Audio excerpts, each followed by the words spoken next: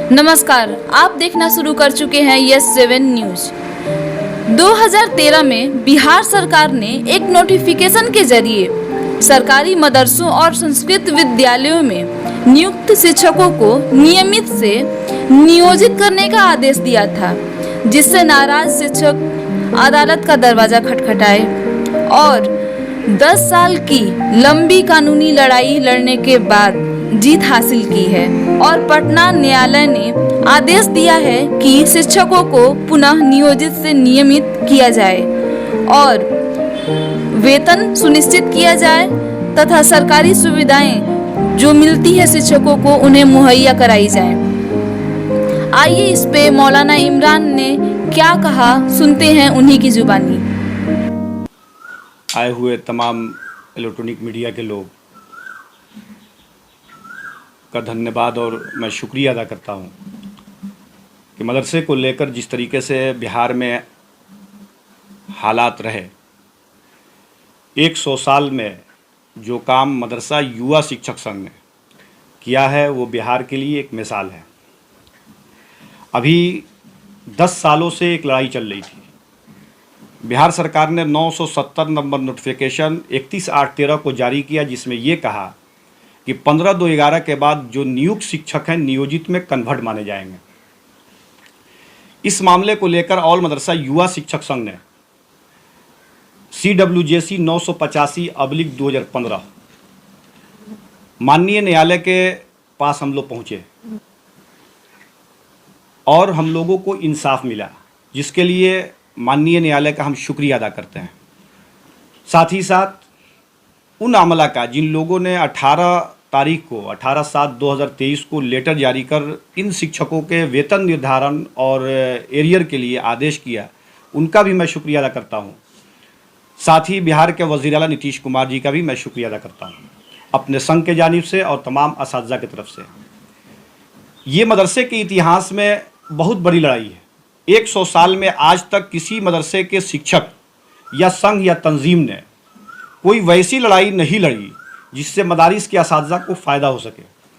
बिहार के अंदर 1128 मदरसे हैं, 531 संस्कृत विद्यालय हैं।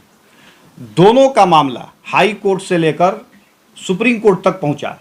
सुप्रीम कोर्ट से फिर जब हाई कोर्ट में मैटर आया, उसके बाद से ऑर्डर हुआ। आज 1128 मदरसा है, 531 संस्कृत विद्यालय है। सबको जब इसका लाभ मिला है, इसलिए कि जब हम न्यायालय में होते हैं और अपनी बातों को न्यायालय में लेकर चले जाते हैं, तो अब मेरा कोई राइट नहीं है कि हम सरकार से कहें कि आप हमको दीजिए। ये बहुत बड़ी लड़ाई थी। 100 साल में मदरसों को अक़लियती का दर्जा नहीं मिला, लेकिन हम लोग न्याय के साथ जितने लोग इसमें थे मदारिस के लोग, आप चंपारण से जब देखेंगे तो मौलाना मशकूर आज़म साहब जो हमारे यूनियन के महासचिव हैं, और पूर्वी चंपारण और पश्चिमी चंपारण जब आप पहुंचते हैं तो वहां देखते हैं आज़ाद साहब, उनका भी सहयोग रहा। भागलपुर से मास्टर नजमुल हुदा साहब, वो भी साथ रहे। दरभंगा से मौलाना इमाम हुसैन साहब, मास्टर हसनैन साहब। कटिहार से नकीबुल इस्लाम साहब, तनवीर साहब, आफ्ताब आलम साहब, साकिर हुसैन साहब। किशनगंज से मोहम्मद आलम साहब। सीतामढ़ी से मौलाना अताउल्लाह सल्फ़ी साहब, सैफुल्लाह राजी साहब। समस्तीपुर से मौलाना रहमतुल्लाह साहब। और आगे जब बढ़ते हैं दूसरे ज़िला में तो मुजफ्फरपुर से जमील साहब, मधुबनी से मुफ्ती इमदाद साहब और मास्टर शफीक साहब। अररिया से मौलाना मुसव्विर साहब और मास्टर गुफरान साहब। पूर्णिया से मास्टर अहमद साहब। मधेपुरा से मौलाना रागिब हसन साहब और सुपौल से मौलाना रिजवान साहब, मास्टर फैजुर रहमान साहब। सीवान छपरा गोपालगंज से मौलाना अलकमा साहब, मौलाना आज़ाद साहब, मौलाना ज़मीरुद्दीन साहब, मौलाना रियाज साहब और दीगर असातिज़ा। ये सारे लोग हमेशा साथ रहकर, हम लोगों का मिशन ये था कि हम लोगों को सरकार से नहीं मांगना है। जिस तरीके से मदरसे के शिक्षकों के साथ अन्याय हुआ था, तो न्याय की मंदिर में जाकर हम लोगों ने न्याय हासिल किया है। और मदरसों के इतिहास में ये पहली ऐसी लड़ाई थी जिसको हम लोगों ने जीतकर मदरसा और संस्कृत के शिक्षकों को दिया है। विभाग ने लेटर जारी किया, सारे असातिज़ा खुश हो गए कि चलो भाई अब तो मामला ट्रैक पर आ गया। तकरीबन इसमें 10 साल लगे, 2013 से लेकर 23 चल रहा है।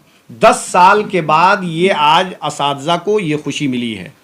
अब विभाग ने इसको आदेश कर दिया है और हमको लगता है कि बहुत जल्द ये सबको सारे असातिज़ा का फिक्सेशन करके और वेतन देने का निर्णय उन्होंने ले लिया है। रही बात मदरसों को लेकर, मदरसों को पूछता कौन था? मदरसों के हालात जो थे, जब आप देखेंगे पीछे में तो 200-400 का पे स्केल था, लेकिन इसमें जो कमियां रही मदरसे के वेतन को लेकर, संस्कृत विद्यालय को लेकर, इन सारी चीज़ों को हम लोगों ने लीगल प्रोसेस से, जो हमारे यूनियन के लोग हैं लीगल चीज़ों को देखते हैं, वकीलों के ज़रिए अपनी बातों को हाई कोर्ट सुप्रीम कोर्ट में रखते हैं, इन सारी चीज़ों को हम लोगों ने देखा और हम लोगों ने इसको लड़ा। लड़ने के दरमियान 10 सालों में तकरीबन 5-7 बार विधानसभा में भी क्वेश्चन हुआ कि मदरसे में नियुक्त शिक्षक को नियोजित क्यों किया गया। ये सरकार की सबसे बड़ी नाइंसाफ़ी थी कि एक नियुक्त शिक्षक है जो कानूनन अपने वेतन पे आया हो, चाहे वो 1800 का हो चाहे वो 2800 का हो, लेकिन उसको नियोजित में कन्वर्ट कर दिया गया। बैक वक्त 31/8/13 को नोटिफिकेशन जारी होता है और वो भी नोटिफिकेशन 31/8/13 को जारी होता है और 15/2/11 के नियुक्त शिक्षक को नियोजित में कन्वर्ट किया जाता है। इस न्याय के लिए असातिज़ा ने धरना किया, न प्रदर्शन किया, बल्कि हम लोगों ने सोचा कि सबसे बेहतरीन तरीका ये है कि हमारा वो सेक्टर है कि न मौलवियों को कोई पूछने वाला है, न मदरसों की कोई बात करने वाला है। हम चलते हैं न्याय की मंदिर में। न्यायालय में हम पहुँचे, हमको इंसाफ मिला। इसके लिए भी हम सबका शुक्रिया भी अदा करते हैं और आप लोगों का भी शुक्रिया अदा करते हैं। जितने असातिज़ा हमारे साथ रहे पूरे बिहार के, सबका हम लोग शुक्रिया अदा करते हैं। आखिर में बस मैं आपसे यही गुजारिश करूंगा कि मदरसों के जो मामलात हैं, और माननीय मुख्यमंत्री से मैं अपील करूंगा कि ये जो चिट्ठी निकली है अभी, जिस पर वेतन निर्धारण होना है, इसमें भी कमियां रह गई हैं। इसलिए कि अगर एक चिट्ठी निकलती CWJC 985 के तहत तो 531 संस्कृत विद्यालय और 1128 मदरसा, एक ही चिट्ठी में सबका मसला हल हो जाता। इसमें किसी तरह की कोई परेशानी नहीं आती। आगे भी अभी बहुत सारे ऐसे मामलात हैं जो मदरसे के शिक्षकों को नहीं मिला, जैसे इंक्रीमेंट है, पुराने लोगों का पेंशन है, और भी EPF के लाभ में भी भेदभाव किया गया है कि 15/2/11 के बाद जो बहाल है उनको दिया जाएगा, उससे पहले वालों को नहीं दिया गया। इन सारी चीज़ों पे हमारा संघ मुकम्मल इस पे काम कर रहा है। अगर सरकार नहीं देगी तो फिर हम लोग न्यायालय का दरवाज़ा खटखटाएंगे। ठीक है, अभी जो फैसला आया है इसके सीधे तौर पर क्या आप लोग को फायदा होने वाला है? इस पर जो लोग भी 6ठा पे कमीशन है, 7वां पे कमीशन, 970 नंबर नोटिफिकेशन के साथ जो लोग भी आते हैं, चाहे वो मदरसा के होंगे चाहे वो संस्कृत विद्यालय के हैं, इन सारे लोगों को वही वेतन मिलेगा जो नियमित का है। तो इस लड़ाई में संस्कृत विद्यालयों के लोग भी थे आपके साथ? जी, मदरसा और संस्कृत दोनों थे, और दोनों एक साथ, जब भी नोटिफिकेशन होता है मदरसा और संस्कृत का तो एक साथ होता है। 531 संस्कृत विद्यालय होंगे और 1128 मदरसे होंगे। लेकिन इनको पूछता कौन था? 2005 से पहले मदरसा और संस्कृत विद्यालय को पूछता कौन था? आज भी लोग मदरसे को तरह तरह से नाम याद करते हैं, लेकिन जो बेनिफिट की बात आती है वहाँ कोई नहीं जाता है। 531 संस्कृत विद्यालय है, उसकी कोई बात करता है? आज तक आपने नहीं सुना होगा कि 531 संस्कृत विद्यालय को ग्रांट भी मिलता है। ये बहुत कम लोगों को मालूम होगा। लेकिन जब से बिहार के वजीर आला नीतीश कुमार जी आए 2005 से, मदरसा और संस्कृत को जो उन्होंने रुतबा को आगे बढ़ाया है, ये एक मिसाल है। तो ये फिर 10 साल आप लोग संघर्ष किए हैं, ये क्यों? तो जब मामला न्यायालय में चला गया तो संघर्ष तो करना है। कोर्ट से जो ऑर्डर आया है, क्या लगता है कि सरकार जो कार्रवाई कर रही है, जो नोटिफिकेशन आया है, वो पूरी तरीके से उसको फॉलो कर रहा है? जो कोर्ट का आदेश है कि उसमें भी कुछ कमी रही? देखिए, माननीय न्यायालय ने साफ लफ्जों में कहा कि 970 नंबर नोटिफिकेशन 31/8/13 को आता है, तो 15/2/11 को आपने कैसे कर दिया?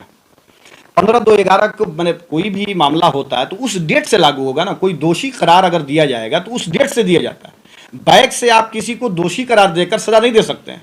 यही मामला हुआ और इस पर सरकार ने पूरी मेहनत की। मदारिस के असातिज़ा और शिक्षकों, संस्कृत शिक्षकों के साथ अपने जो न्यायालय में उनकी बातें होती हैं वो मुकम्मल मजबूती से वो रखते रहे। लेकिन भारतीय संविधान के तहत जो भारत का आईन है उसके तहत मदरसों में बहालियाँ हुई और उसके बाद जो नियमित बहाल थे उसको सुप्रीम कोर्ट ने साफ लफ्जों में कहा कि नहीं, ये रेगुलर टीचर है, इनके साथ आप भेदभाव नहीं कर सकते। इसलिए इस पर बिहार के वज़ीर आला नीतीश कुमार जी का हम लोग शुक्रिया भी अदा करते हैं कि वो दिए तो हम लड़ते हैं। अच्छा, तो आज भी बहुत सारे मदारिस हैं, संस्कृत विद्यालय है, यहाँ पर वेतन को लेकर के काफी लेट लतीफ मामला रहता है। एक मोटे तौर पर बात समझ में आ रही है कि वेतन में आप लोग की वृद्धि होगी, पे कमीशन जो भी होंगे वो लागू होंगे, लेकिन जिन मदारिस में वेतन पेंडिंग जा रहा है उसको लेकर के क्या कहिएगा? देखिए, बिहार के वज़ीर आला नीतीश कुमार जी जब सत्ता में आए तो 814 मदरसे का उन्होंने ग्रांट भी दिया, नए मदरसे का, और उसके बाद से उसकी जांच हुई। 609 मदरसा है, 205 मदरसा है, उसकी भी जांच हुई, उसका वेतन मिल रहा है। अब अलॉटमेंट आगे पीछे होता है सरकार की तरफ से, हम लोगों को वहाँ नहीं जाना है। हमारे साथ कोई अगर अन्याय करता है तो मदरसा युवा शिक्षक संघ, चाहे वो मदरसा बोर्ड हो, चाहे वो